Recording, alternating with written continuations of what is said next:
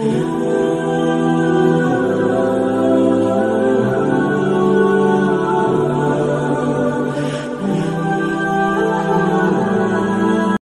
عليكم ورحمة الله وبركاته.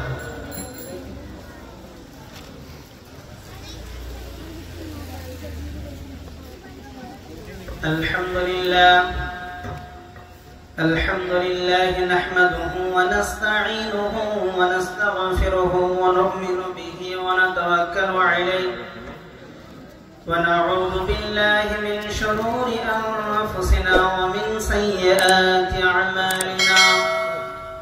من يهده الله فلا مضل له ومن يضلل فلا هادي له. وأشهد أن لا إله إلا الله وحده لا شريك له وأشهد أن محمدا عبده ورسوله. يا أيها الذين آمنوا اتقوا الله حق تقاته ولا تموتن إلا وأنتم مسلمون. يا أيها الناس اتقوا ربكم الذي خلقكم من نفس واحدة وخلق منها زوجها وبث منهما رجالا كثيرا ونساء واتقوا الله الذي تساءلون به والأرحام إن الله كان عليكم رقيبا. يا أيها الذين آمنوا اتقوا الله وقولوا قولا سديدا يصلح لكم أعمالكم ويغفر لكم ذنوبكم ومن يطع الله ورسوله فقد فاز فوزا عظيما. أما بعد فأعوذ بالله من الشيطان الرجيم. بسم الله الرحمن الرحيم.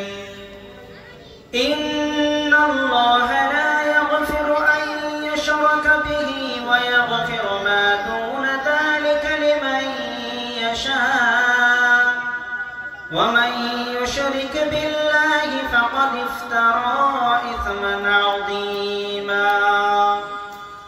وقال الله تبارك وتعالى في كلامه المجيد وفرقانه الحميد. أعوذ بالله من الشيطان الرجيم. يا أيها الذين آمنوا قوا أنفسكم وأهليكم نارا.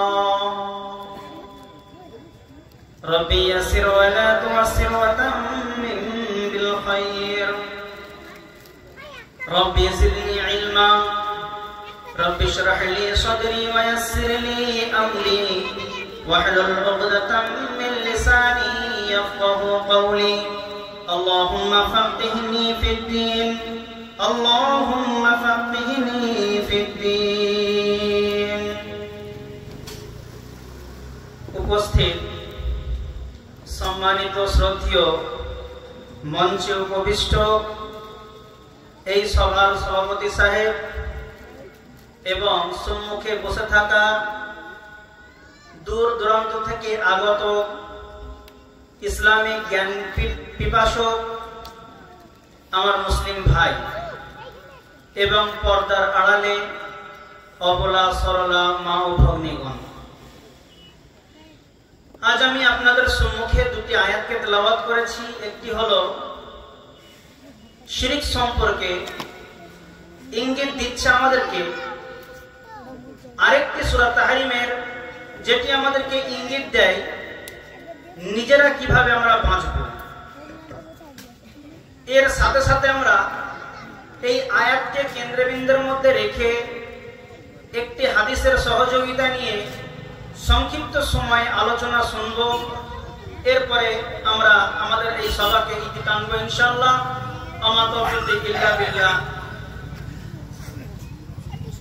যেহেতু আমরা আজ মাগরিব পর থেকে বিভিন্ন উলামার মুখে বিভিন্ন ধরনের আলোচনা আমরা শুনে এসেছি।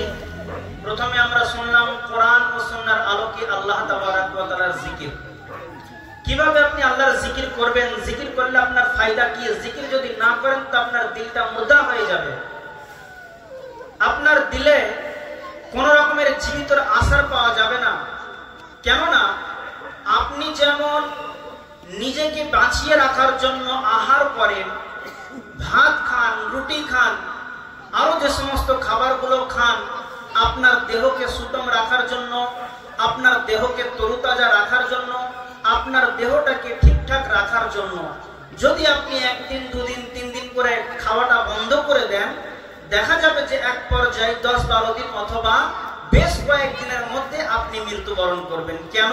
আপনি না খেয়ে মারা যাবেন।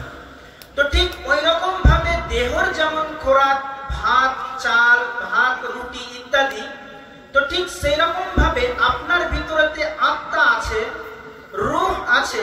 এই আত্মা বা এই রূহেরও কিছু খোরাক রয়েছে। আর সেই রূহর যদি ঠিকঠাক ভাবে খোরাক না পড়ে, আপনি যদি রূহকে ঠিকঠাক ভাবে না খাওয়াতে পারেন, তাহলে আপনার ওই আত্মাটা মারা যাবে, আপনার ওই রূহটা শেষ হয়ে যাবে। এজন্যই তো আল্লাহ তাবারক ওয়া তাআলা তিনি বলেছেন, আলা বিযিকরিল্লাহি তাতমাইন্নাল কুলুব। আপনার মনের শান্তি প্রশান্তি যদি কেউ আনতে পারে তো সেটা হচ্ছে মহান আল্লাহ তাবারক ওয়া তাআলার জিকির। যেই মানুষের অন্তরেতে আল্লাহ তাবারক ওয়া তাআলার জিকির নেই, যেই মানুষের অন্তরেতে আল্লাহ তাবারক ওয়া তাআলার প্রতি সামান্য ভালোবাসাটুকুও নাই, তো সেই দিলটা হচ্ছে বেচাইন দিল, সেই দিলটা হচ্ছে বা সেই আত্মাটা হচ্ছে অশান্তি আত্মা, যেই আত্মার কোনো শান্তি খুঁজে পাওয়া যায় না। মানুষ হাজারো চেষ্টা করে, মানুষ ঘুমের ঔষধ খায়, মানুষ নিজেকে শান্ত রাখার জন্য অনেক রকমের বিজ্ঞান পড়েছে। বিজ্ঞান পড়ার পরে সেই সায়েন্স মোতাবিক, সেই ডাক্তারের ট্রিটমেন্ট মোতাবিক সে নিজেকে চালানোর চেষ্টা করে। কেন?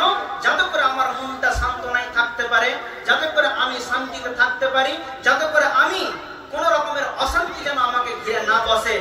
এর জন্য কোন রকমের শান্তি যদি আপনি আপনার দিলকে করতে চান, তো আপনাকে কোন রকমের ডাক্তারের পরামর্শ নিতে হবে না, আপনাকে কোন রকমের ওষুধ সেবন করতে হবে না, আপনাকে কোন রকমের কোন জিনিসের আইডিয়াও নিতে হবে না।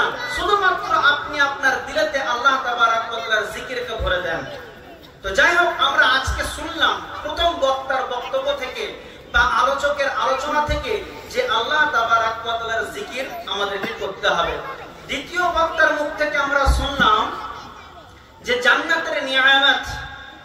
জান্নাত এমন একটা জিন্দেগি যার ব্যাপারেতে আপনাকে যদি বয়ান করা হয় রাত পার হয়ে যাবে, তবে জান্নাতের বর্ণনা শেষ করা যাবে না। তো আমরা এক কথাই বলতে পারি যে জান্নাত হচ্ছে মনচাহি জিন্দেগি। আপনি যা চাইবেন তাই পাবেন, যা ইচ্ছা হবে তাই করবেন, যেখানে ইচ্ছা সেখানে যাবেন, যেমন ভাবে থাকার ইচ্ছা আপনি সেই রকম ভাবেই থাকবেন। কেউ আপনাকে বাধা দিতে যাবে না, আল্লাহ আপনাকে সবকিছু করার অনুমতি দিয়ে দেবেন। এটা হচ্ছে মনচাহি জিন্দেগি। আপনি যেমন ভাবে থাকতে চাইবেন আপনাকে আল্লাহ থাকার সুযোগ করে দেবেন। তবে এই জান্নাতে আপনি মনচাহি যদি বানাতে চান, তাহলে পৃথিবীতে আপনাকে রবচাহি চলতে হবে। কথা বুঝে এলো? পৃথিবীতে যদি আপনি রবচাহি চলেন, তাহলে আপনি জান্নাতে মনচাহি চলতে পারবেন। আর যদি আপনি পৃথিবীতে এই ধরাতেই যদি মনচাহি চলেন, তাহলে আপনাকে কিয়ামতের দিন অর্থাৎ মৃত্যুর পরে রবচাহি চলতে হবে। আল্লাহ আপনাকে কবরের আযাবও দিতে পারেন, আল্লাহ আপনাকে কিয়ামতের দিন কষ্ট দিতে পারেন, আল্লাহ আপনাকে জাহান্নামে নিক্ষেপ করতে পারেন। সেটা আল্লাহর ইচ্ছায় আপনাকে করতে হবে। আর আপনি যদি দুনিয়াতেই আল্লাহর ইচ্ছায় চলেন, আল্লাহ যেখানে উঠতে বলেছেন তো আপনি উঠবেন, আল্লাহ যেখানে বসতে বলেছেন তো আপনি বসবেন, আল্লাহ যেখানে যে কাজটা করতে বলেছেন আপনি সেই কাজটা সেখানে করলেন, যে সময় করতে বলেছেন আপনি সেই সময় করলেন। এক কথায় আপনার জীবনের নাগাল যে মানে কি বলে এটাকে লাগাম, এই লাগামের দড়িটাকে আপনি দিয়েছেন শরীয়তের কাছে অর্থাৎ আল্লাহ সুবহানাহু ওয়া তাআলার কাছে। আল্লাহ যেদিকে টেনেছে আপনি সেদিকে ঘুরেছেন, তাহলে আপনি আল্লাহর মতো চললেন, রবচাহি চললেন পৃথিবীতে, আর মৃত্যুর পরে যখন হিসাব হয়ে যাবে, আল্লাহ আপনাকে জান্নাতে বলবে যে তোর যে ঘাড়েতে আমার যে লাগাম পরানো ছিল, এই লাগাম খুলে দিলাম, যা তুই তোর ইচ্ছা মতো যা ইচ্ছা তাই কর, কোনো হিসাব নেই, কোনো কৈফিয়ত লাগবে না।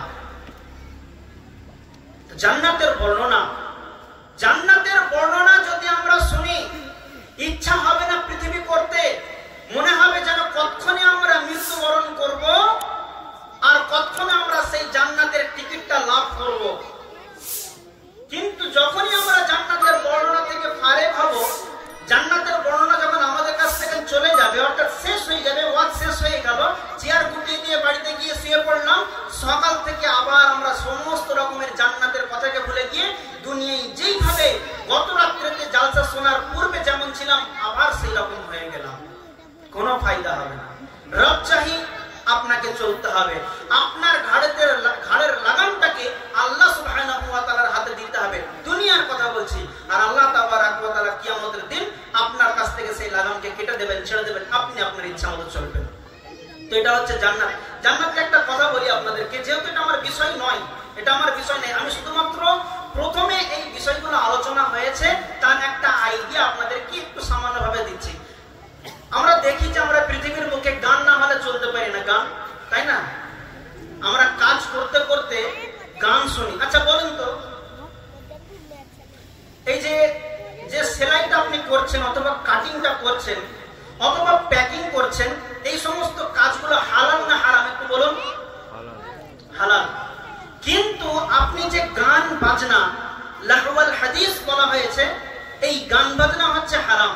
তাহলে আপনি হালাল পন্থায় কিছু উপার্জন করছেন হারামের সহযোগিতা নিয়ে, কথা বুঝে এলো?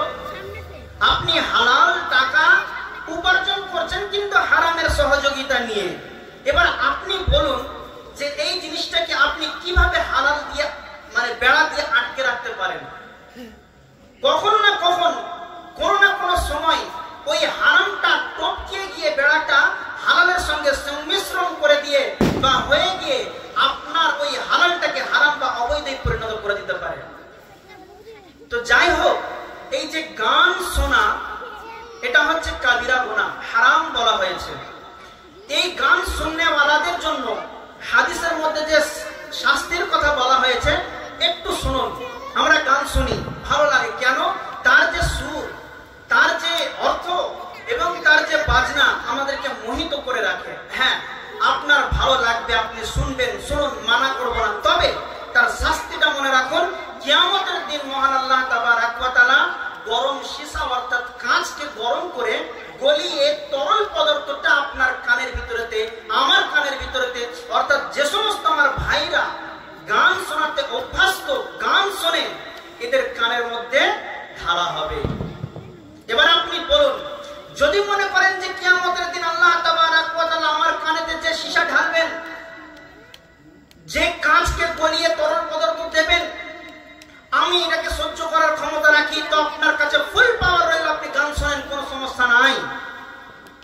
যদি বলেন যে না, আখিরাত তো ভিন্ন কথা, আলাদা কথা, এই দুনিয়াতেই যদি কেউ কাঁচ গলিয়ে দেয় তাহলে সেটা আমি সহ্য করতে পারবো না, তাহলে আজ থেকেই তওবা করুন যে আমি আর গান কোনোদিন শুনবো না।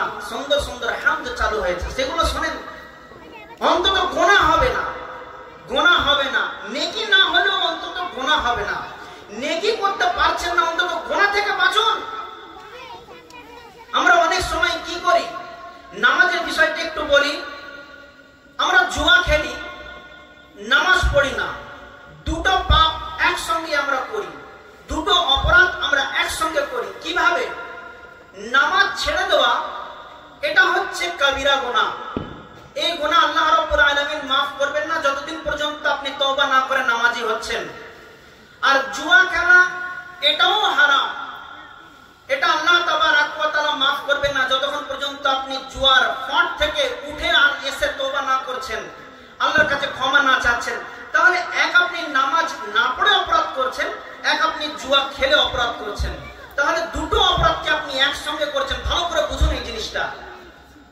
আর অনেক সময় দেখা যায় যে অনেকজন ভাই এমনও আছে যে তারা 5 ওয়াক্তের নামাজ পড়ে, পড়ে না নয়, পড়ে, আবার জুয়া খেলে, আছে না? আমরা এদেরকে সমাজেতে বেশি কষাকষি করি, আর আমি তো নামাজ পড়িনি, আমি জুয়া খেলতেই পারি, আমি জুয়ারে হতেই পারি, কিন্তু উনি তো মনি সাহেব, উনি তো নামাজি, নামাজ পড়ে ফের জুয়া খেলছে, কোন হিসাবে কোন লজ্জায়? ফতুয়া দিয়ে আমরা দিই না। অথচ ওই লোকটাই ভালো যে নামাজ পড়ে জুয়া খেলে। আবার আপনি যারা জুয়া খেলে না নামাজ পড়ে তাদের থেকে ভালো ভাববেন না। কিরকম ভাবে বলছি, ও দুই রকম অপরাধ একসঙ্গে করছে, যে নামাজ পড়ছে না এক আল্লাহ তাবারক ওয়া তাআলার নাফরমানি করে, আবার জুয়া খেলে আল্লাহ তাবারক ওয়া তাআলার নাফরমানি করে, দুটো অপরাধ করছে। ফরজিয়াতকে আল্লাহ তাবারক ওয়া তাআলার সে ছেড়ে বসেছে, ফরজিয়াতকে অমান্য করে গুনাহ করেছে, আবার হারাম কাজে জড়িত আছে, এজন্য সে একটা অপরাধী। দুই অপরাধের অপরাধী সে। আর একজন ব্যক্তি নামাজ পড়ে, তার নামাজটা কবুল হোক অথবা না হোক এটা ভিন্ন কথা, এটা নিয়ে আপনি চিন্তা করবেন না। কেন আপনি চিন্তা করবেন? কি আপনি জাস্টিস করার যে তার নামাজটা কবুল হচ্ছে কি না হচ্ছে? এই ফয়সালা, এই অথরিটি কি আল্লাহ সুবহানাহু ওয়া তাআলা আপনাকে দিয়েছেন যে ওই লোকটা জুয়া খেলছে, ওই লোকটা মদ খেয়েছে, ওই লোকটা আর কিছু করেছে, এজন্য ওর নামাজ হচ্ছে না, এর জাস্টিস তুমি করে দাও, এর ভেরিফাই তুমি করে দাও। আল্লাহ কি আপনাকে এই অনুমতি দিয়েছে? দেননি। সেই লোকটা নামাজ পড়ছে, তার নামাজ কবুল হোক অথবা নাই হোক চলেন, হেরে গিয়ে বলছি লোকটার নামাজ কবুল হচ্ছে না, নেকি সে পাচ্ছে না। কিন্তু নামাজ ছেড়ে দেওয়ার যে ফরজিয়াতকে অমান্য করার যে গুনাহটা, সেই গুনাহটা কি তার হচ্ছে? আপনারা বলুন তো একটু। নামাজ পড়ার কারণে যে নেকিটা হয়, নামাজ কবুল হলে পরে যে ফায়দাটা পাওয়া যায়, আল্লাহর দরবারে তার নামাজ কবুল হচ্ছে না এটা মনে করে নিন। কিন্তু নামাজ ছাড়ার যে অপরাধটা, নামাজ না পড়ার যে অপরাধটা, এই অপরাধটা, এই গুনাহটা কি তার আমলনামাতে উঠছে? কি বলেন? বুঝতে পারছেন না কথা? উঠছে কি? উঠছে না। কিন্তু সে যে অপরাধ করছে, এই অপরাধটা উঠছে। তার মানে সে নামাজ পড়ার কারণে ফরজিয়াতটাকে অমান্য করেনি, ফরজিয়াত পালন করেছে। নেকি হোক না হোক, কবুল হোক না হোক সেটা ভিন্ন কথা, আলাদা বিষয়। কিন্তু সে নামাজ ছাড়ার কারণে যে অপরাধটা হচ্ছিল, অপরাধী হতো, সেই আসামি বা সেই অপরাধী সে হলো না। জুয়া খেলছে এজন্য এ অপরাধী। এই যে নামাজ পড়ার কারণে তাকে মসজিদে যেতে হয়, আলেমের সঙ্গে ওঠা বসা করতে হয়, কোন এক সময় কোন একটা আলেমের তালিমের কথা শুনে অথবা কিছু বক্তব্য বা কিছু নসিহতমূলক কথা শুনে সে জুয়াকে ছাড়তে পারে কি পারে না? পারে কি পারে না? অবশ্যই পারে। আল্লাহ যদি চান যে আমি ওকে হেদায়েত দেবো, তো সে অবশ্যই পরিবর্তন হয়ে যাবে। কিন্তু যে ব্যক্তি টোটালি মসজিদে ঢোকে না, আবার না ঢোকাটাকে সে গর্ব করে বলে যে আমি বেনামাজি, তো আমি জোয়ারে হতেই পারি, আমি মাতাল হতেই পারি, তাহলে এই মানুষটা কোনোদিন আলেমের সংস্পর্শ হবে? তার কি কোনোদিন তালিম শোনার সৌভাগ্য হবে? তার কি কোনোদিন সে ওই আলেমের কিছু কথা শুনে নিজেকে পরিবর্তন করতে পারবে? পারবে না। এজন্য বলা হচ্ছে যে জান্নাত এমন একটা জিনিস যার ব্যাপারে যতই বায়ান করবে সেটাই শেষ। যদি আপনি মনে করেন যে আপনি গান শোনায় অভ্যস্ত, আপনি গানকে ভালোবাসেন, যে কথা বলছিলাম, তো সেই সময় যদি আপনি নিজেকে একটু ব্রেক করতে পারেন এই পৃথিবীতে, যে আমি গান শুনবো না, কেন? আপনি শুনে নিন, যারা গান শোনায় অভ্যস্ত, যদি আপনি আল্লাহর প্রিয় হতে পারেন, তাহলে আল্লাহ আপনাকে গান শোনাবেন, আল্লাহ গান শোনাবেন। বর্তমান যারা নর্তকী, বর্তমান যারা বাইজি, এদের দ্বারাতে নয়, বরং জান্নাতের হুর হুরাইন যারা রয়েছে, এই হুরদের মাধ্যমে আপনাকে গান শুনিয়ে আপনার মনকে ভর্তি করে দেবে। খালি আপনাকে একটু কাজ করতে হবে যে এই দুনিয়ার গান থেকে আপনাকে বাঁচতে হবে, আর আপনার এই দুনিয়াতে থাকা অবস্থায় আপনার ঘাড়ের লাগামটাকে আল্লাহর হাতে দিয়ে দিতে হবে। যদি এই দুটো কাজ করতে পারেন, আল্লাহ সুবহানাহু ওয়া তাআলা, রাসূল বলছেন যে যখন জান্নাতীরা জান্নাতে প্রবেশ করবে, তাদের আরাম আয়েশ সবকিছু দেওয়া হবে, এবং তারা চাইবে যে একটু কিছু কেমন হয়, যখন রিল্যাক্স ফিল করি আমরা, কিভাবে বিছানায় শুয়ে গিয়ে হালকা মিউজিকটা দিয়ে ছন ছন ছন ছন করে বাজে, একটা সুন্দর একটা অনুভব করি আমরা, একটা ফিল অনুভব। তো সেই সিচুয়েশনটা বা সেই রকম একটা পরিস্থিতি আল্লাহ তাবারক ওয়া তাআলা জান্নাতের মধ্যে দেবেন। হুরায়রা এসে গান গাইবার শোনাবে, আপনাকে বলবে নাহনুল খালিদাতু ফালা নাবিতু ওয়া নাহনুন নাঈমাতু ফালা নাবআসু ওয়া নাহনুর রাজিয়াতু ফালা নাসখাতু তুবা লিমান কানা লানা ওয়া কুননা লাহু। আরবি তো কোরআন পড়াই হতে পারে না, সব আরবি কোরআন পড়া হয় না। এটা হচ্ছে হাদিসের ভাষা, আর এটা হচ্ছে হুর হুরাইনদের গান, যেটা আপনাকে শুনিয়ে তারা আপনাকে সান্ত্বনা প্রদান করবে, আপনাকে সান্ত্বনা করবে, শান্ত করবে। তো এই সমস্ত গানগুলোরও আবার এরকম অর্থ নয় যে চার বোতল কি বোটখানা কি বলছে এখন সব এখনকার গানগুলো কি আছে, আজে বাজে উল্টো পাল্টা ঢুকিয়ে দিয়ে কোন রকমে এই মাকে মার্ডার করে দিয়ে ওর বাপ ওর মার সঙ্গে পালিয়ে গিয়েছে, এই করে করে একটা গান হয়ে গেল, শেষ। আজকালকার গানগুলো জান্নাতের গান এমনটা নয়। জান্নাতের গান কি, নাহনুল খালিদাতু ফালা নাবিদু ওয়া নাহনুন নাঈমাতু ফালা নাবাসু ওয়া নাহনুর রাসিয়াতু ফালা নাসকাতু তুবা লিমান কানা লানা ওয়া কুননা লাহু। শুনতে ভালো লাগছে না? দুনিয়াতেই যদি এত ভালো লাগে আমার মতন বেসুরা মানুষের কাছে, তাহলে যখন জান্নাতে যখন আপনি যাবেন, আর হুরহুরাইনদের মানে আপনার দেখলে চোখ আর নিচেই নামবে না, এমন হুরহুরাইন তারা এসে আপনাকে সান্ত্বনা দিয়ে গান করবে। একটু মানে পরিস্থিতিটাকে একটু কল্পনা করে ভেবে দেখুন তো কেমন হবে, একটু ভাবুন এই গানের অর্থ কি। আপনি হয়তো ভাববেন যে দুনিয়াতে সুন্দর স্ত্রী পেয়েছিলাম, দুনিয়াতে সুন্দর সুন্দর নারীর পাশে ছিলাম, যাদেরকে আমি স্ত্রী রূপে গ্রহণ করেছিলাম, কিন্তু তারা কতদিন সন্তুষ্ট ছিল? একদিন, দুদিন, 3 দিন, 4 দিন, এই করতে করতে 2-4 বছর নাই হতে গিয়ে সবকিছু ভুলে গিয়ে বলতো যে এই লোকটার সঙ্গে বিয়ে হওয়ার পর থেকে এক লোকমা ভালো করে খেতে পাইনি বলে, কি বলে না? আপনি হাজার করেন তার জন্য, সব কিছু ভুলে যাবে যদি আপনি একটা ওর আশাই কিছু মানে নিরাশা করে দেন। ওর একটা আশা কি নিরাশা? সাপোজ মনে করুন, উদাহরণ দিয়ে বলছি, ও এখন নভেম্বর মাসের 20 তারিখে বাপের বাড়ি যাবে বলেছে। বহুত দিনের আশা আপনাকে বলে রাখছে, 1 মাস থেকে মনে মনে পরিকল্পনা করেছে আমি বাপের বাড়ি যাবো, এখান থেকে খালার বাড়ি, খালার বাড়ি থেকে মামার বাড়ি হয়ে বন্ধুর বাড়িতে ঘুরে এসে আমি এখানে আসবো 1 সপ্তাহ। তা আপনি কিছুই করলেন না, কিছুই করলেন না, কিছুই করলেন না। যাবার দিন আপনাকে বলছে, হ্যাঁ গো কি করবো, যাবো নাকি? আপনি বলছেন না, যেতে হবে না। মুখটা একবার চেয়ে দেখবেন কি অবস্থা। কথাটা বুঝতে পারছেন না? হয়নি, এরকম কিছু ঘটেনি মনে হয় জি। তো এই হচ্ছে, আপনি হচ্ছে 27 বছর ওর সঙ্গে ঘর করছেন, আপনি একটা টু শব্দ করার ওকে সুযোগ দেননি, সবকিছু ভুলে গিয়ে 5টা লোককে বলে বেড়াবে, ওর আত্মীয় স্বজনকে ফোন করবে যে তোমার জামাই জাতি দেবে না। ভাষাও চেঞ্জ, এমন ভাষা হবে যে মানে এর চাইতে বড় মানে জল্লাদার এখন ওর কাছে কেউ নেই। তো এই চিন্তা যখন জান্নাতে হুরহুরাইন পাক মানুষ তখন গিয়ে করবে, যা চিন্তা করবে যে না জানি এও কোনদিন শেষ হয়ে যায়, তখন তারা বলবে যে নাহনুল খালিদাতু ফালা নাবিদু ওয়া নাহনুন নাঈমাতু ফালা নাবাসু। আমরা আপনার কাছে এসেছি চিরস্থায়ীর জন্য, কখনোই আপনার সঙ্গে অসন্তুষ্ট চিত্তে কথা বলবো না, অসন্তুষ্ট হয়ে যাবার মতন ব্যাপার আপনাদের সামনে করবো না। ওয়া নাহনুন নাঈমাতু, আমাদের যে সৌন্দর্য এটা কখনোই বিনাশ হবে না। আজকে যেমন সৌন্দর্য দেখছো, এইরকম সৌন্দর্য আমি আজীবন ভর পেয়ে যাবে, যতদিন তুমি আমার কাছে থাকবে বা আপনি আমার কাছে থাকবেন, ততদিন পর্যন্ত এরকম সৌন্দর্যই থাকবে। ওয়া নাহনুন নাঈমাতু ফালা নাবাসু ওয়া নাহনুর রাসিয়াতু ফালা নাসকাতু, আমরা কখনোই আপনাকে ছেড়ে যাব না। এজন্যই যে আল্লাহ তাবারাক ওয়া তাআলা আমাদেরকে তৈরি করেছেন আপনাদের মতো জান্নাতি ব্যক্তির জন্য, বলুন সুবহানাল্লাহ।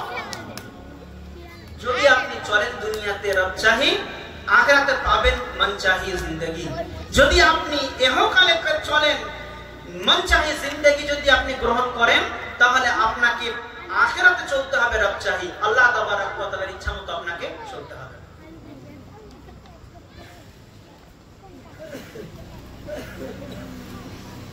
দেখুন আল্লাহ সুবহানাহু ওয়া তাআলা সূরা তাহরিমের 6 নম্বর আয়াতের একটি অংশ আমি আপনাদের সামনে পড়েছি, সেটাকে একটু তরজমা করি এবং একটি হাদিস সামনে রয়েছে, এই হাদিসটিকে তরজমা করে আমি আমার বক্তব্যকে দেব। তো আল্লাহ রাব্বুল আলামিন বলেন যে ইয়া আইয়ুহাল্লাযীনা আমানু কু আনফুসাকুম ওয়া আহলিকুম নারা, হে বিশ্বাসীগণ, ইয়া আইয়ুহাল্লাযীনা আমানু, হে তারা ঈমান এনেছো যারা,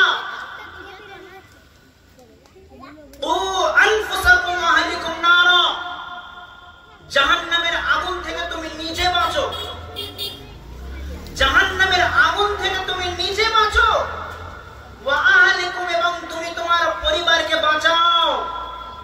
কেননা ওই জাহান্নামের যারা পাহারাদার, যারা ওই জাহান্নামকে তৈরি করছে, যে সমস্ত ফেরেশতারা তৈয়ারি চালাচ্ছে, ওই সমস্ত ফেরেশতারা হচ্ছে গালিদান শাদীদ, অর্থাৎ তারা হচ্ছে কঠোর দিলের ফেরেশতা। ওরা আপনার প্রতি দয়া করবে না, আমার প্রতি দয়া করবে না। এজন্য ওই জাহান্নাম থেকে বাঁচার জন্য তুমি নিজে চেষ্টা করো এবং তুমি তোমার আহল বর্গকে বাঁচাও। এমনটা নয় যে আমার পরিবারেতে আমি একজন আলেম, আমি একজন হাফেজ, আমি একজন হাজি, এজন্য আমি 5 ওয়াক্তের নামাজ পড়ে সঙ্গে তাহাজ্জুদকেও রেখেছি, এজন্য আমি বেঁচে গেলাম, ফেসে যাবে এমনটা নয়, বরং আমাকে তো বাঁচতেই হবে। তার সাথে সাথে পুরোপুরি ভাবে নিজের ফ্যামিলিকে ঠিক রাখার জন্য, নিজের পরিবারকে ঠিক রাখার জন্য, নিজের আহল বর্গকে ঠিক রাখার জন্য নিয়মিত তাদেরকে নসিহত করতে হবে। তাদেরকে আল্লাহ সুবহানাহু ওয়া তাআলার তাকওয়া সম্পর্কে বোঝাতে হবে, তাওহীদ সম্পর্কে বোঝাতে হবে, তাগুত সম্পর্কে বোঝাতে হবে, শিরক সম্পর্কে বোঝাতে হবে, বিদআত সম্পর্কে বোঝাতে হবে এবং ইসলামের প্রত্যেকটা আরকান তাদের দিলের ভিতরে ঢুকিয়ে দেওয়ার চেষ্টা করতে হবে।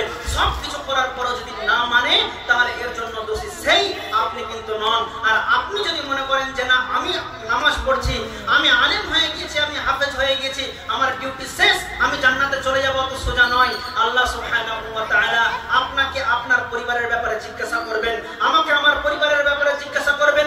আমি একজন ইমাম, আমার আন্ডারে অর্থাৎ আমার মসজিদের আন্ডারে যতগুলো বাড়ি আছে, যে কটা সমাজ পড়ে, প্রত্যেকটা সমাজের মানুষরা আমার মুখ থেকে কোনোদিন নসিহতমূলক কথা শুনেছে কি না শুনেছে, এই বিষয়ে আল্লাহ তাবারক ওয়া তাআলা জিজ্ঞাসা করবেন যে তোমরা তো সানোয়ারকে ইমাম হিসাবে রেখেছিলে, কিন্তু কোনোদিন সে কি কোনোদিন জাহান্নামের ভয় দেখিয়েছিল? কোনোদিন কি নামাজের ওসিয়ত করেছিল? কোনোদিন কি তোমাদেরকে সুদ থেকে বাঁচার জন্য বলেছিল? কোনোদিন কি তোমাদেরকে জুয়ার ভয়াবহতা সম্পর্কে বলেছিল? কোনোদিন কি তোমাদের শরীয়ত বিরোধী কাজ কর্ম থেকে রোখার চেষ্টা করেছিল?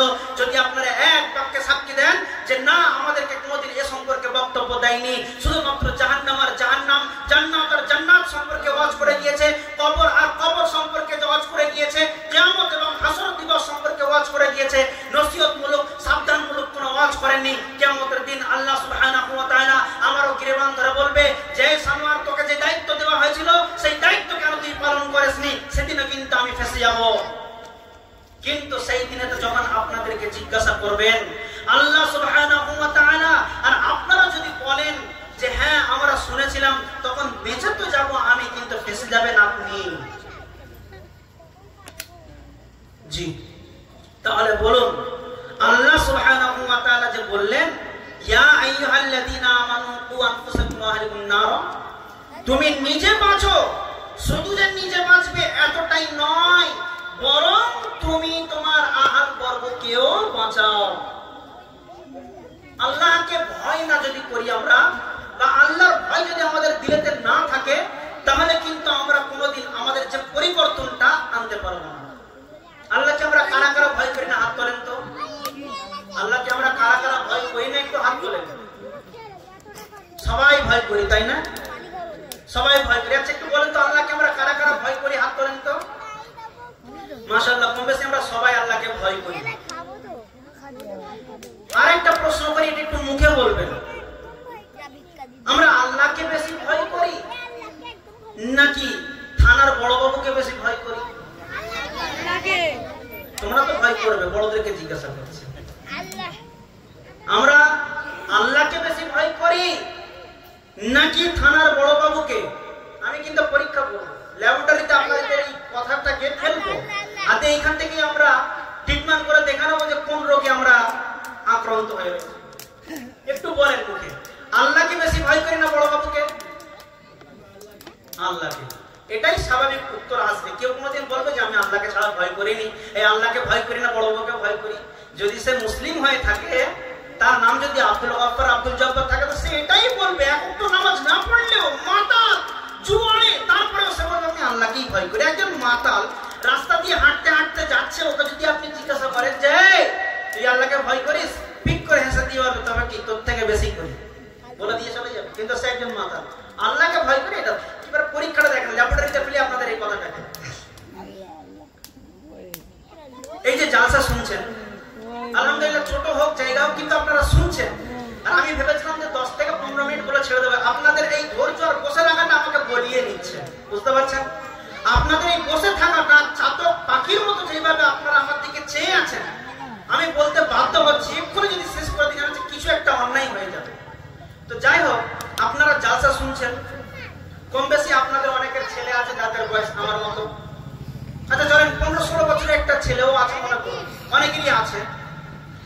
বিন্দাস আপনারা জালসা শুনছেন, কোরআন হাদিস সম্পর্কে জ্ঞান অর্জন করছেন এবং কিছু মানবো এটাও চিন্তা ভাবনা করছেন।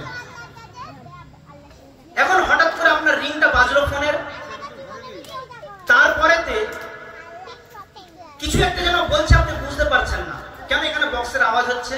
এজন্য আপনি সাইডে চলে গেলেন, চলে যাওয়ার পরে আপনি শুনছেন যে হ্যাঁ হ্যাঁ বলুন, কি খবর? আমি লালবাজারের বড়বাবু বলছি। আপনার ছেলে খিদিরপুরেতে এসেছিল, বাইকটা উল্টো পাল্টা করে চালাতে গিয়ে অ্যাক্সিডেন্ট করেছে, আর ওইখানেতে একজন মার্ডার হয়েছে। এজন্য, অথবা আপনি খুব সহজ ভাষায় ধরে নিন যে আপনার ছেলে বাইরে কোথাও ঘুরতে গিয়েছে, আর সেইখানেতে একটা মার্ডার হয়ে গিয়েছে, আর এখন 1 নম্বর আসামি হিসাবে আপনার ছেলেকে ধরেছে। আপনাকে ফোন করেছে কে? লালবাজার বড়বাবু। এবার আপনি বলেন যে এই যে ঠান্ডা মস্তিষ্কে যে আপনি ওয়াজটা শুনছিলেন, এই জালসা শুনছিলেন, আর শুনবেন? আপনার শুনতে ভালো লাগবে? লাগবে না। কি চিন্তা হবে যে কোন মুসিবতে পড়লাম। এরপরে আপনি সাইডে চলে গিয়ে কি আপনি ঘুমিয়ে যাবেন বাড়িতে? যেহেতু রাত 12টা বাজতে চললো প্রায়, কি করবেন? 3-4 জায়গায় চ্যানেল লাগাবেন। প্রথমত আপনি চ্যানেল লাগাবেন কি কাউন্সিলর, এমএলএ বা যত উচ্চ পদের মানুষদের পর্যন্ত আপনার ভায়া মাধ্যম করা যায় আপনি করবেন। কেন? যে আমার ছেলে আসামিতে ধরা পড়ে গিয়েছে। এইরকম ভাবে আপনি আরেকটা দেখবেন যে কি, যে যাদের পার্টি সম্পর্কে জ্ঞান আছে সেই সম্পর্কে আপনি লোকদেরকে ধরবেন, যে যাতে করে আমার ছেলেকে কিভাবে ছাড়ানো যায়, আসামির নামটা কাটানো যায়, এই চিন্তায় লেগে থাকবেন। আর বেশি পাওয়ারফুল মানুষ হলে পরে তো আবার বস, আমাদের ভাষায় যাদেরকে বলা হয়, এই বসদেরকে ধরে যে তোমরা যদি কাজ চালাও, যা লাগবে আমি দেব। এই 3টে চ্যানেলে আমরা কাজ করি কিসের জন্য? শুধুমাত্র আমার ছেলেকে আসামির হাত থেকে বাঁচানোর জন্য, জেল থেকে রক্ষা করার জন্য। এরপরে দেখা গেল যে 12টার কাঁটা একটাই, একটার কাঁটা দুটো, দুটোর কাঁটা 3টে, 3টের কাঁটা 4টে, 4টের কাঁটা যখন 4:30-এর কাছে পৌঁছে যায়, 4:30 বেজেছে, তখন হঠাৎ করে আপনার এলাকার কাউন্সিলর ফোন করে বলছে যে ভাই, যে আসামিটা ধরা পড়েছিল সেটা আপনার ছেলে নয়, অন্যজন। আপনার ছেলে আসামি নয়, আপনার ছেলেকে ছেড়ে দেওয়া হয়েছে। আর আপনার ভয়টা থাকবে। তখন আপনি কি বলবেন? স্ত্রীকে কি বলবেন? যে লে এবারে ভাতটা ফাঁসা, দুমুটো খাওয়া যাক, শান্তি চলে আসবে, তাই না? এতক্ষণ পর্যন্ত আপনি পেরেশানের মধ্যে ছিলেন, না পেশাব পায়খানা ঠিক করে করেছেন, না আপনি খাওয়া দাওয়া পান করা কিছু করেছেন, চিন্তায় আপনি জর্জরিত ছিলেন। কেন? এখন আপনার ছেলে আসামি 1 নম্বর ওই মার্ডার কেসেতে। যখন আপনি জেনে গেলেন যে আপনার ছেলে আসামি নয়, তখন আপনি একটা শান্তির নিঃশ্বাস ফেললেন। উফ, বাঁচা গেল। ভাত খেলেন, খাবার খেলেন, যা খাবার খেলেন, খাবার পরে আপনি আস্তে করে ডান কাত মেরে শুয়ে পড়লেন। ঠিক 10 সেকেন্ড 15 মিনিট পরেতে আল্লাহ সুবহানাহু ওয়া তাআলার ডাক চলে এলো। মুয়াজ্জিন সাহেব আযান দিচ্ছে, হাইয়া আলাস সালাহ, হাইয়া আলাস সালাহ, হাইয়া আলাল ফালাহ,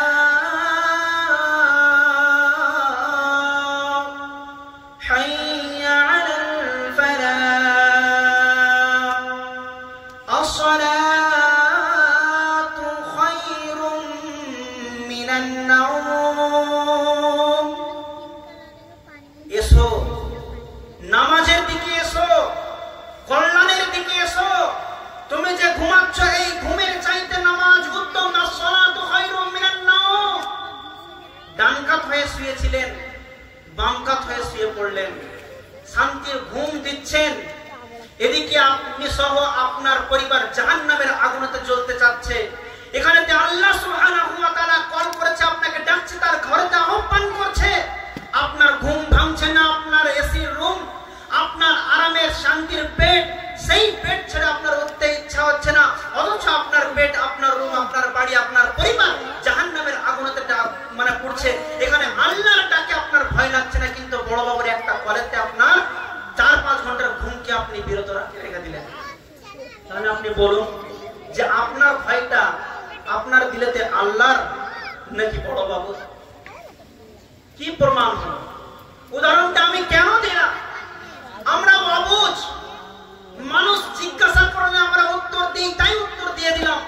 কিন্তু হাকিকাতে আপনি ওই যে কথাটা আপনি বললেন, হ্যাঁ অথবা না, এই যে কথাটাকে আপনি যদি ল্যাবরেটরিতে ফেলেন, চিকিৎসা যেখানে যেখানে রিসার্চ করা হয়, রিসার্চ ফাউন্ডেশনে যদি আপনি ফেলেন, তাহলে আপনি এটাই প্রমাণ পাবেন যে আপনার এই কথাটা বা আপনার এই উত্তরটা ভুল হয়েছিল। এজন্য আপনি নিজে কিভাবে বাঁচবেন এবং আপনার পরিবারকে কিভাবে বাঁচাবেন এই চিন্তা করুন। এবারে দেখুন আল্লাহ সুবহানাহু ওয়া তাআলার নবী সাল্লাল্লাহু আলাইহি ওয়াসাল্লাম তিনি বলছেন যে আপনি আপনার জীবনেতে পাঁচটা জিনিসকে গনিমত মনে করুন। আপনি আপনার জীবনে পাঁচটা জিনিসকে গনিমত মনে করবেন।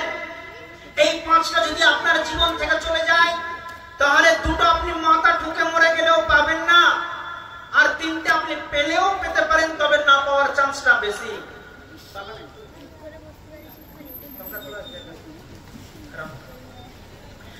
তো আল্লাহ তাবারাক ওয়া তাআলার নবী সাল্লাল্লাহু আলাইহি ওয়াসাল্লাম তিনি বলছেন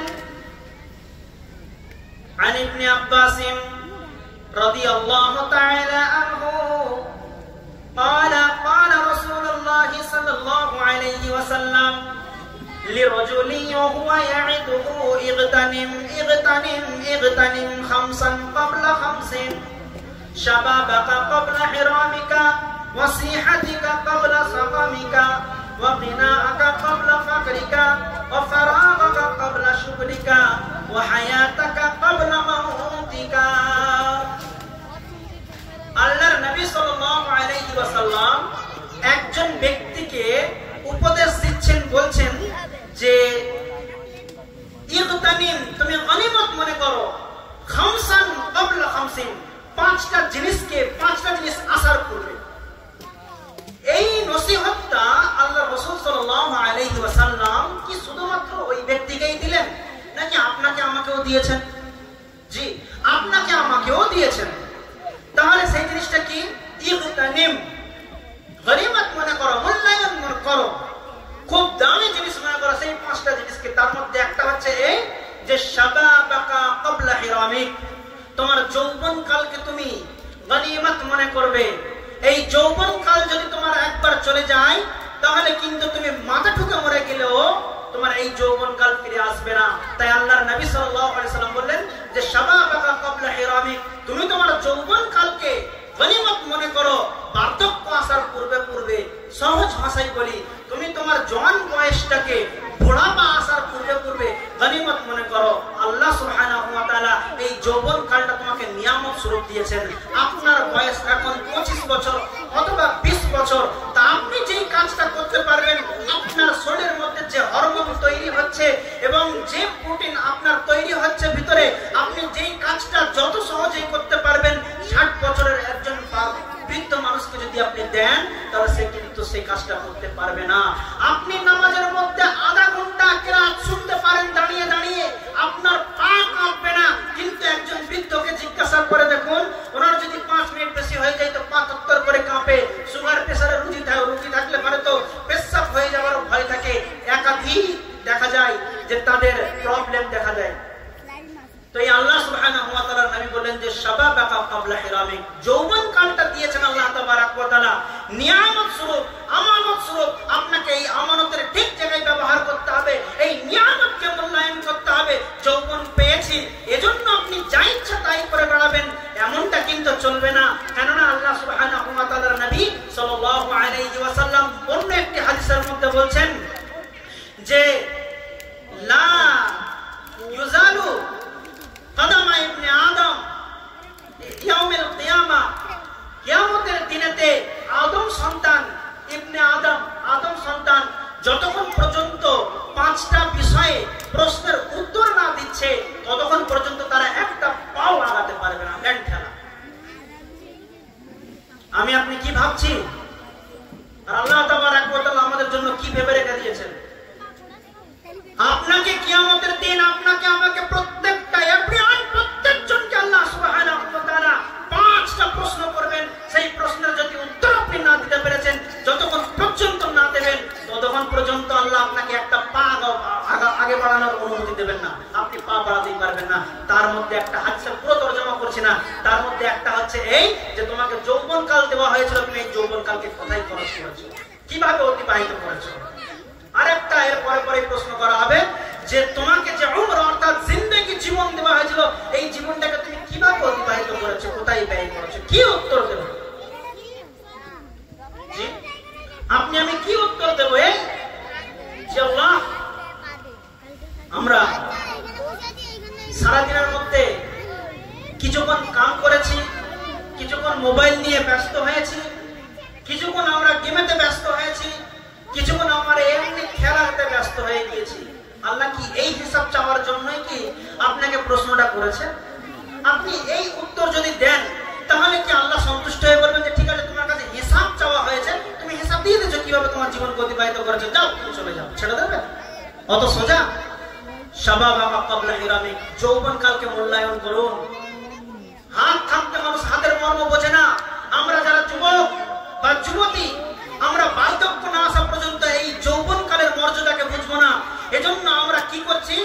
খাই দাই ফুর্তি করছি, আমরা আনন্দ ফুর্তি খেলতে আমাদের দুনিয়া মনে করে আমরা সময়কে অতিবাহিত করে দিচ্ছি। কিন্তু বার্ধক্য আসার পরে তো আপনার এই জিনিসগুলোর আফসোস হবে যে কেন আমি আমার 60 বছরের জীবনের মধ্যে 20 বছর বয়সের জীবনটাকে কেন আমি অতিবাহিত করলাম, কেন আমি 2024 সালকে এমনি ভাবে পার করে দিলাম, কেন আমি 2025 সালকে এমনিতেই পার করে দিলাম, কেন আমি 2030 কে এমনি ভাবে পার করে দিলাম। সময় থাকতে থাকতে যদি আমি ইবাদত করে নিতাম তাহলে আজকে আমার এই দুর্দশা হতো না। অন্তত মরার সময় আল্লাহর শান্তিতে মরতে পারতাম, আল্লাহকে কিছু বলতে পারতাম যে আল্লাহ যা করেছি আমি 60-70 বছর বয়সে, কিন্তু আমি 20 বছর বয়সের পর থেকে যৌবন হওয়ার পর থেকে আমি আল্লাহ তোমার দিকেই ঢলেছিলাম, তোমার দিনের উপরে ছিলাম। আফসোস তখন করবে। বিশ্বাস না হয় যারা আজকে আমাদের বাপ দাদা তাদেরকে জিজ্ঞাসা করুন, তেনারাও বলেন যে তোদের বয়সে আমরা ওই মাঠেতে গিয়ে টুর্নামেন্ট খেলে এসেছি, পায়ের জোর তখন কত, দাদু তালি এখন একবার চলো খেলি না, আরে আর কেন, শেষ যৌবন আল্লাহ চলে গেছে, নিয়ামত ছিনিয়ে নিয়েছে। গনিমত মনে করুন। আল্লাহ সুবহানাহু ওয়া তাআলা রাসূল বলেছেন যে নবী সাল্লাল্লাহু আলাইহি সাল্লাম তার জীবদ্দশায় একদিনও মিথ্যা কথা বলেননি, জীবনটা স্লিপ করেও মিথ্যা বার হয়নি। এই রকম একজন নবী একজন ব্যক্তিকে নসিহত করতে করতে বলছেন যে শাবাবা ক্বাবলা হিরামিক, তোমরা কি করো যে তোমার যৌবন কালটাকে গনিমত মনে করো, গনিমত মনে করে তোমরা কি করো, মূল্যায়ন করতে থাকো বার্ধক্য আসার পূর্বে পূর্বে। এই যে 5টা জিনিসের মধ্যে একটা জিনিস যদি আপনার যৌবনকাল চলে যায়, আপনি যদি আমাদের মাকারহাটি গ্রিন মসজিদ দূরের কথা, আপনি যদি উমরা কিংবা হজ করতে গিয়ে কাবা শরীফের চাতানটায় হাতে দিয়ে মাথা ঠুকে ঠুকে ঠুকে ঠুকে রক্তাক্ত করে দেন, আল্লাহ বলবেন কি বান্দা চাস, কেন এত তুই ভক্ত দেখাচ্ছিস? আপনি বলবেন যৌবনকালটা ফিরিয়ে দিন, দেবে আল্লাহ? দেবে? মাথা ঠুকে মরে গেলেও আপনি যৌবনকাল ফিরে পাবেন না। এজন্য আপনাকে চেষ্টা করতে হবে যে যৌবনকাল থাকতে থাকতে যৌবনকালের মূল্যায়ন করা। এবারে দেখুন আল্লাহ তাবারক ওয়া তাআলার নবী বলছেন ওয়াসিহাতিকা ক্বাবলা সুকুমিকা ওয়া সাকামিকা, যে তোমার সিহাত যতদিন পর্যন্ত তন্দ্রুস্ত রয়েছে, কোনো রোগ নেই, কোনো রকমের প্রবলেম নেই, তুমি এই ভালো শরীরটাকে ভালো বডিটাকে গনিমত মনে করবে। আজকে আপনার না আছে সুগার, না আছে ডায়াবেটিস, না আছে প্রেসার, না আছে কোলেস্টেরল, না থাইরয়েড, না ইউরিক অ্যাসিড, আপনার কোনো রোগ নেই। আপনি যে রকম ভাবে দিন অতিবাহিত করতে পারবেন, একজন সুগারওয়ালা রোগীকে জিজ্ঞাসা করে দেখেন তাকে দিনে কবার পেশাব ফিরতে হয় আর কতবার তাকে ওষুধ খেতে হয়। একজন প্রেসারওয়ালা রোগীকে জিজ্ঞাসা করেন, একজন কোলেস্টেরল রোগীকে জিজ্ঞাসা করেন তার কি কি খেতে নিষেধ আছে, একজন থাইরয়েডওয়ালা রোগীকে জিজ্ঞাসা করে দেখেন তার কি কি ক্ষতি, কোন কোন জিনিস তার ক্ষতি করবে বলে ডাক্তার তাকে নিষেধ করে দিয়েছে। এজন্য আপনি আপনার জীবনের সিহাতটাকে অর্থাৎ সুন্দরতম গঠনটাকে, এই ভালো শরীরটাকে গনিমত মনে করুন। যতদিন পর্যন্ত আপনার কাছে বেমারি না আসছে, বেমারি আসার পূর্বে পূর্বেই আপনি আপনার এই সুন্দর সুস্থ শরীরটাকে গনিমত মনে করুন। ওয়াসিহাতিকা ক্বাবলা সাকামিকা, তারপরে বলা হচ্ছে ওয়াকিনাআকা ক্বাবলা ফাকরিকা, আপনাকে যে আল্লাহ তাবারক ওয়া তাআলা ধন দৌলত দিয়েছেন, সম্পদ দিয়েছেন, এই সম্পদটাকে গনিমত মনে করবেন। ভালো করে শুনুন, এমনটা নয় যে আল্লাহ আপনাকে ধন সম্পদ দিয়েছেন এজন্য আপনি সপ্তাহ নাই পার হতে বারে গিয়ে মদ খাবেন, সপ্তাহে নাই পার হতে আপনি গিয়ে ক্যাসিনো খেলবেন, আপনি জুয়া লাগাবেন, আপনি আর কিছু করবেন। কেন? পয়সা আমার ইচ্ছা, আমি জুয়া খেলবো, মদ খাবো, রাস্তায় ফেলে দেবো, কি কাকে কি দেবো না দেবো আমার ব্যক্তিগত ব্যাপার না। আল্লাহ আজকে আপনাকে ধন সম্পদ দিয়েছেন, কালকে একটা চড় মেরে আপনার কাছ থেকে সমস্ত ধন সম্পদকে নিয়ে নিতে পারেন, আপনি ভুলে যাবেন না। আপনাকে মনে করিয়ে দিই, আল্লাহ রাব্বুল আলামিন বলেন ওয়া তুইজ্জু মান তাশা ওয়া তুযিল্লু মান তাশা, তিনি যাকে ইচ্ছা তাকে সম্মান প্রদান করতে পারেন, আবার যাকে ইচ্ছা তাকে অসম্মান বেইজ্জত করে তাকে সমাজে একদম নিকৃষ্ট প্রমাণ করে দিতে পারেন, তিনি হলেন আল্লাহ। এজন্য আপনার ধন সম্পদ আছে, এজন্য আপনি এলিতেলি ভাবে শেষ করে দেবেন তা নয়, বরং আপনাকে ঠিকঠাক জায়গাতে আপনাকে খরচ করতে হবে।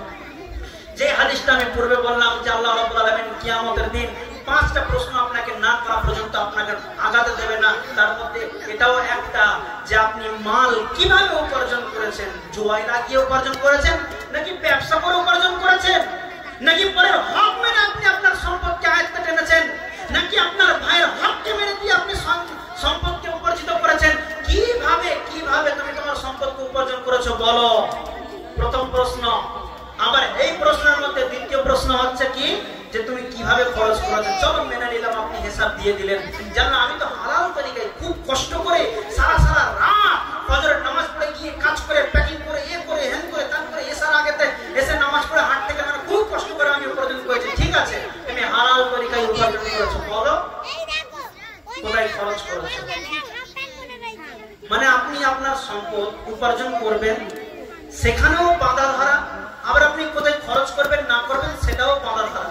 আল্লাহ সুবহানাহু ওয়া তাআলা আপনাকে প্রশ্ন করবেন যে যদি আপনি উত্তর না দিতে পেরেছেন আপনাকে এক পা আগাতে দেবেন না। দুটো বললাম, তিনটে বললাম। একটা হলো কি যৌবন কালকে গনিমত মনে করতে হবে, মূল্যায়ন করতে হবে, বার্ধক্য আসার পূর্বে সুস্থ শরীরকে গনিমত মনে করতে হবে, অসুস্থতা আসার পূর্বে।